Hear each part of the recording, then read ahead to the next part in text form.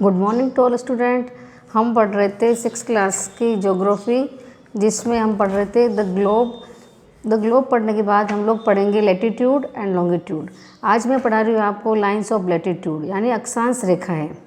Latitude of a place gives the angular distance between the equator and any point north और south of it on the surface of the earth. Latitude वह अक्षांश रेखाएं होती है जो किसी भी इक्वेटर मतलब होता है भूमध्य रेखा, इक्वेटर से किसी भी नॉर्थ और साउथ पॉइंट को दर्शाती है और यह पृथ्वी की सतह पर बताई गई है। This distance is measured in degree north और साउथ ऑफ द इक्वेटर। साथ में जो ये दूरी बताई जाती है वह दूरी का नाप डिग्री के द्वारा किया जाता है, नॉर्थ में और साउथ में, जो इक्वेटर से डिग्री में नापा जाता है। The angle of measurement is formed at the centre of the अर्थ। और जो यह एंगल बनता है, जिसे कोण बनता है, उस कोण के द्वारा यह कोण जो पृथ्वी के सेंटर होता है, केंद्र बिंदु होता है, वहाँ से नापा जाता है। यानी कि लैटिट्यूड और नॉर्थ और साउथ पोल के बीच में जो दूरी है उसको डिग्री के द्वारा बताया जाता है और उससे वह एंगल बनता है। एंगल भूमध्य रेखा या जो सेंटर ऑफ द अर्थ है वहाँ से इस एंगल का नाप किया जाता है। Latitude are also called parallel since they are drawn parallel to the equator. Latitude यानी अक्षांश रेखाएं को पैरेलल रेखाएं भी कहा जाता है। पैरेलल मीन्स होता है समांतर रेखाएं जो समान चलती जाती है, और क्योंकि यह इक्वेटर से पैरेलल होती है, बिल्कुल समान, इक्वेटर के बिल्कुल समान चलती है, जैसे कि यह इक्वेटर है, इक्वेटर के बिल्कुल समान चलती है, इसलिए इसको पैरेलल भी कहा जाता है। Latitude are full circle which become smaller as we move closer to the poles है। Latitude diminish to mere point. Latitude जो अक्षांश रेखाएं होती है वह फुल सर्कल यानी पूर्णतया सर्कल में हो की जाती है, और जब तक वह पोल्स तक पहुंचती, वहाँ जाती जाती इसकी जो घनत्व सर्कल होता है वह छोटा होता जाता है और पोल्स के ऊपर जाकर यह एक पॉइंट के रूप में रहती है।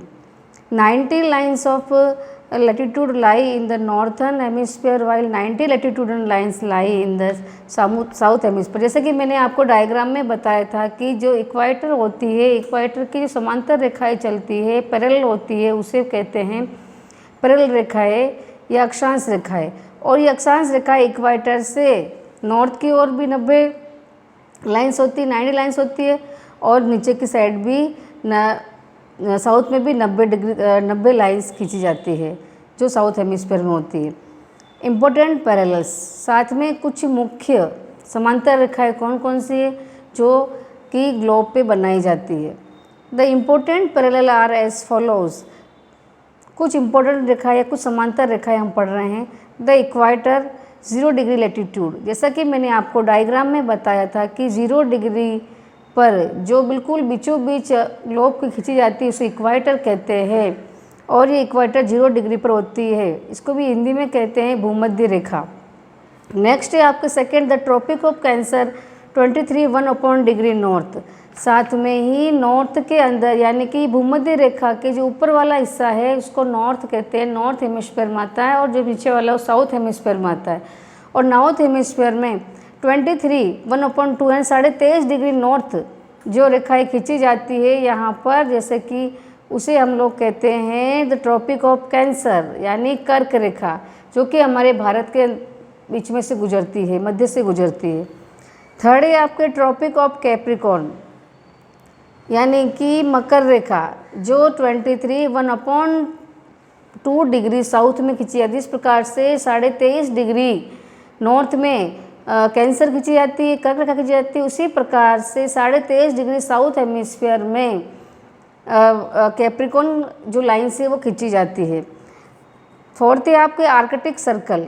आर्कटिक सर्कल वह होता है जो 66 1/2 डिग्री नॉर्थ में, जैसा कि मैंने आपको बताया था, ये नॉर्थ ये है, नॉर्थ में 60 यहाँ पर और 66 डिग्री नॉर्थ में यहाँ पर यह आर्कटिक सर्कल कहलाता है, जहाँ पर आर्कटिक है यानी बर्फ वाला एरिया है सारा। नेक्स्ट है अंटार्कटिक सर्कल, और वैसे ही साउथ में same to same 66.5 degree south दक्षिण में अंटार्कटिका सर्कल होता है। यहाँ पर अंटार्कटिका जो कॉन्टिनेंट है वह यहाँ पर होता है।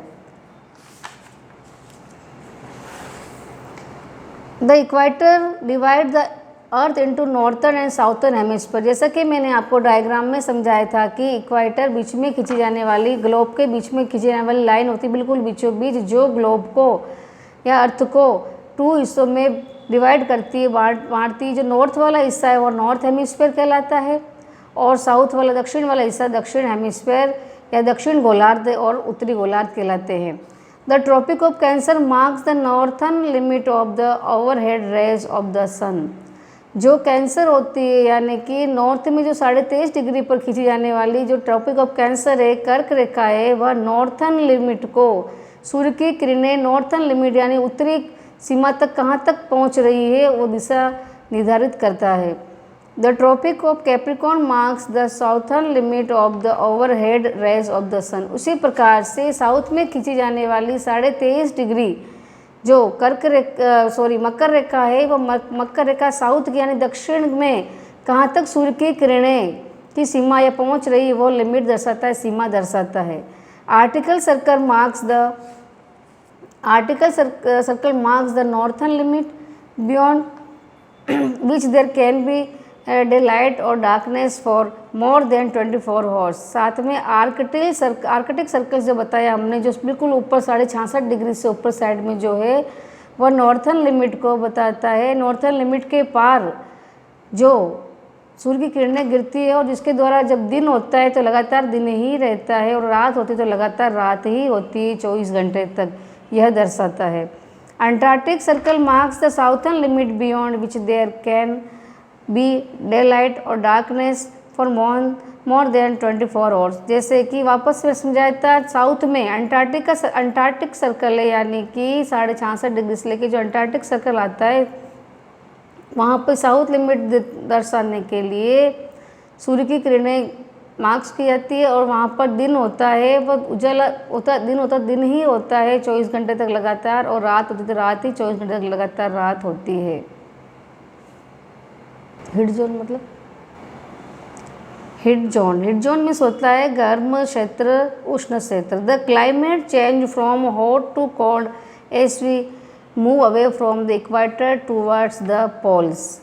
जो जलवायु में परिवर्तन होता है वह ठंडे से गर्म की तरफ होता है, जिस प्रकार से we move away from the equator toward the poles. जिस प्रकार से हम इक्वेटर से, भूमध्य रेखा से पोल्स की तरफ जाते हैं यानी ध्रुवीय प्रदेश की तरफ जाते हैं, या फिर ध्रुवीय प्रदेश से हम वापस पोल्स की तरफ आते हैं, तो इसमें क्लाइमेट में परिवर्तन होता है। The temperature change from hot to warm, और साथ में तापमान में भी गर्म से थोड़ा सा गर्म, वार्म टू कूल, फिर हल्के गर्म से ठंडा, एंड कूल टू कोल्ड, और ठंडे से बहुत ही ठंडा। इन दोनों जो हेमिस्फीयर है वहाँ से पोल्स की तरफ यह टेम्परेचर होता है, यानी कि गर्म से थोड़ा कम गर्म, फिर उससे थोड़ा ठंडा और उससे बिल्कुल ठंडा। यानी कि जहाँ से हम निकलते हैं इक्वेटर से, वहाँ बहुत गर्म वाला क्षेत्र होता है, और इक्वेटर से निकलते समय ऊपर की तरफ हो या नॉर्थ पोल में और साउथ पोल में बढ़ते जाते समय गर्म ठंडा इस प्रकार होता है। और बिल्कुल ही पोलर रीजन में जाते समय वहाँ पर बर्फीला स्थान है, इसलिए वहाँ पर बहुत ही कोल्ड जो क्लाइमेट होता है। This happens since the sunrise become increasingly slanting and thus heating of the earth's surface became less। यह इसलिए होता है क्योंकि सूर्य की किरणें होती है वह लगातार